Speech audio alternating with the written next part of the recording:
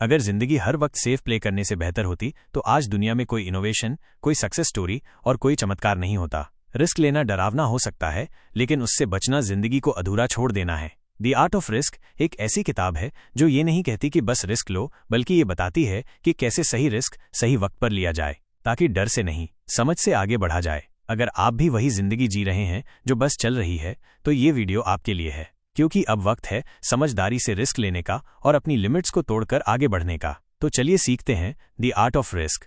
Point 1, risk लेना एक art है, पागलपन नहीं।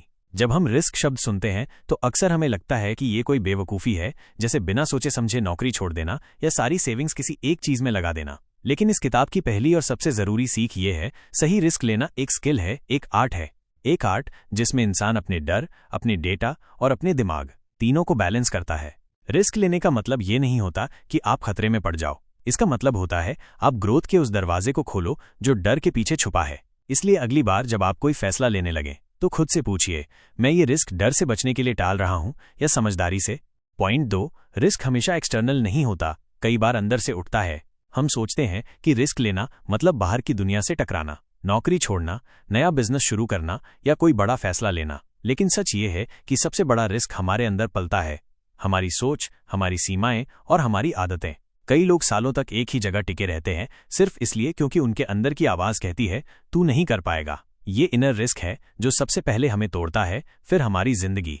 इसलिए ये समझना जरूरी है कि हर बड़ा बदलाव बाहर से नहीं, अंदर से शुरू होता है। जो लोग रिस्क लेना सीख जाते हैं वो सबसे पहले अपनी लिमिटिंग बिलीव्स को तोड़ते हैं। यही असली हिम्मत होती है।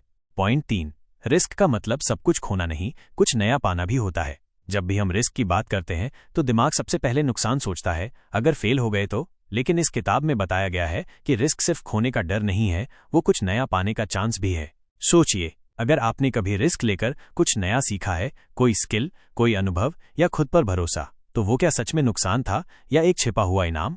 रिस्क हमेशा जीत की गारंटी नहीं देता, लेकिन हर बार ग्रोथ जरूर देता है। और यही ग्रोथ एक दिन आपको उस मुकाम तक ले जाती है जहां आप खुद पर गर्व कर सकें।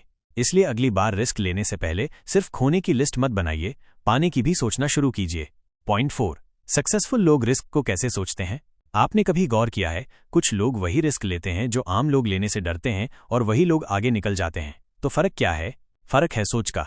जहां आम लोग रिस्क को खतरा मानते हैं, वहीं सक्सेसफुल लोग उसे संभावना मानते हैं। वो सोचते हैं, अगर ये कामयाब हो गया तो क्या मिलेगा, और अगर नहीं हुआ तो क्या सीखेंगे। हर सिचुएशन में वो सीखने या जीतने की पोजीशन में होते हैं। उनके लिए रिस्क एक जुआ नहीं है, एक कैलकुलेटेड चांस है। वो रिस्क लेने से पहले प्लान करते हैं, तैयारी करते हैं, लेकिन डर के आगे रुकते नहीं हैं। इसलिए अगर आप आगे बढ़ना चाहते हैं तो पहले अपनी सोच को बदलिए, रिस्क से मत डरिए, उसे समझिए। पॉइंट 5, डर और एक्साइटमेंट, इन दोनों में फर्क समझना जरूरी है। कई बार हम किसी नए मौके को सोचते ही घबरा जाते हैं, दिल तेजी से धड़कने लगता है, हाथ पैर ठंडे पड़ जाते हैं, और फिर हम सोचते हैं, नहीं यार, ये मेरे बस की बात नहीं है। लेकिन क्या आपने कभी सोचा है, शायद ये डर नहीं, एक्साइटमेंट हो, वो फीलिंग जो कुछ नया करने से पहले आती है, कुछ बड़ा अचीव करने से पहले अंदर उठती है। डर और एक्साइटमेंट का फर्क सिर्फ हमारी सोच का है। डर हमें रोकता है, लेकिन एक्साइटमेंट हमें पुश करती है। जब आप रिस्क लेने जाएं और अंदर से गड़बड़ सी फीलिंग आए, तो खुद से पूछिए, क्या मैं वाकई डरा हुआ हूं या मैं उस चीज को लेकर उत्साहित हूं जो मैंने पहले कभी नहीं की। जिस दिन ये फर्क समझ आ गया, उस दिन से रिस्क आपका दुश्मन नहीं, दोस्त बन जाएगा। Point 6, gut feeling vs logic, risk लेने में बैलेंस जरूरी है। जब भी हम कोई बड़ा फैसला लेते हैं तो दिमाग कहता है डेटा देखो, तर्क से सोचो, और दिल कहता है जो महसूस हो रहा है वही सही है। तो रिस्क लेते वक्त किसकी सुने, गट की या लॉजिक की? इस किताब में बताया गया है कि सिर्फ गट फीलिंग पर चलना आपको अनपढ़ बहादुर बना सकता है, और सिर्फ लॉजिक पर चलना आपको डरे हुए बुद्धिमान। लेकिन जब आप इन दोनों को मिलाकर चलते हैं, तभी आप समझदार रिस्क टेकर बनते हैं। सक्सेसफुल लोग सबसे पहले फैक्ट्स और डेटा चेक करते हैं, लेकिन आखिरी फैसला अपने गट से करते हैं, क्योंकि जहां लॉजिक आपको चीजें समझाता है, वहीं गट फीलिंग आपको अपनी सच्चाई दिखाता है। तो अगली बार कोई रिस्क लो, पहले सोचो, फिर महसूस करो, और फिर दोनों को मिलाकर एक कदम उठाओ। पॉइंट 7, छोटे रिस्क ही बड़े रिस्क की तैयारी करते हैं। आप सोचते हैं, मैं एक दिन बड़ा रिस्क लूंगा, लेकिन क्या आपने आज तक कोई छोटा रिस्क लिया है? बड़े रिस्क की हिम्मत एकदम से नहीं आती, वो छोटे फैसलों से बनती है। जैसे पहली बार सबके सामने बोलना, किसी नए प्रोजेक्ट की जिम्मेदारी लेना, एक नया स्किल सीखने का फैसला करना, या फिर अपनी ओपिनियन खुलकर रखना। ये सब छोटे रिस्क हैं, लेकिन यही आपको अंदर से तैयार करते हैं। ताकि जब बड़ा मौका सामने आए तो आप डरे नहीं, खड़े हो सकें।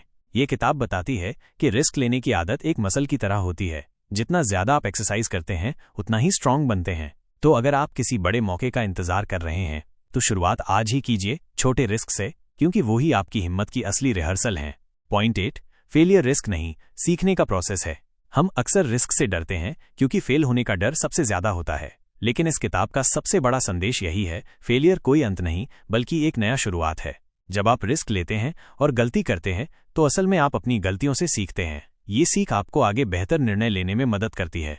जो लोग रिस्क लेने से डरते हैं वे फेलियर को अपना दुश्मन मानते हैं, पर जो लोग सफल होते हैं वे फेलियर को अपना गुरु समझते हैं। हर फेलियर आपको एक कदम आगे ले जाता है, बस आपको उसे समझना और अपनाना होता है। इसलिए रिस्क लेने से पहले डरना छोड़िए और ये सोचिए, अगर मैं फेल हुआ तो क्या सीख सकता हूँ। ये सोच आपको न केवल रिस्क लेने के लिए तैयार करेगी बल्कि हर चुनौती को एक मौके में बदल देगी। पॉइंट 9, सेल्फ अवेयरनेस का रोल रिस्क लेने में। रिस्क लेने से पहले सबसे जरूरी होता है खुद को समझना, अपनी ताकत, अपनी कमजोरियां और अपने असली डर। जब तक आप खुद को ठीक से नहीं जानेंगे तब तक सही रिस्क लेना मुश्किल होता है। ये किताब बताती है कि सेल्फ अवेयरनेस आपको अपनी इमोशंस और बिहेवियर को कंट्रोल करने की ताकत देती है। आप जान पाते हैं कि कौन से रिस्क आपके लिए सही हैं और कौन से सिर्फ आपको परेशानी में डाल सकते हैं। अगर आप खुद की सीमाएं समझेंगे तो आप रिस्क लेने में ज्यादा कॉन्फिडेंट होंगे, क्योंकि आप अनजान खतरे से नहीं डरेंगे। और यही असली स्मार्टनेस है, रिस्क लेने से पहले खुद को जानना। तो अगली बार कोई बड़ा फैसला लें तो पहले खुद से पूछें, क्या मैं अपने आप को समझता हूं? क्या ये रिस्क मेरे लिए सही है? पॉइंट 10, सेफ रहने की आदत ही सबसे बड़ा रिस्क है। हम अक्सर सुरक्षा की तलाश में खुद को सीमित कर लेते हैं, पर क्या आपने कभी सोचा है ये सुरक्षा की चाहत ही आपके सबसे बड़े रिस्क को जन्म देती है? जब आप सिर्फ सेफ रहने की कोशिश करते हैं तो आप अपनी ग्रोथ को रोक देते हैं। ये आदत आपको कंफर्ट जोन में बंद कर देती है, जहां से निकलना बहुत मुश्किल होता है। असल में हमेशा सेफ रहना एक लंबा रिस्क है, क्योंकि आप अपनी पूरी क्षमता तक कभी नहीं पहुंच पाते। जो लोग सच में आगे बढ़ते हैं वे जानते हैं कि असली सुरक्षा तभी मिलती है जब आप रिस्क लेते हैं, गलतियां करते हैं और उनसे सीखते हैं। इसलिए अगर आप सच में जिंदगी में बड़ा बदलाव चाहते हैं तो सेफ रहना छोड़िए, रिस्क लेना शुरू कीजिए, क्योंकि वही रिस्क आपको असली आज़ादी, सफलता और खुशी देगा।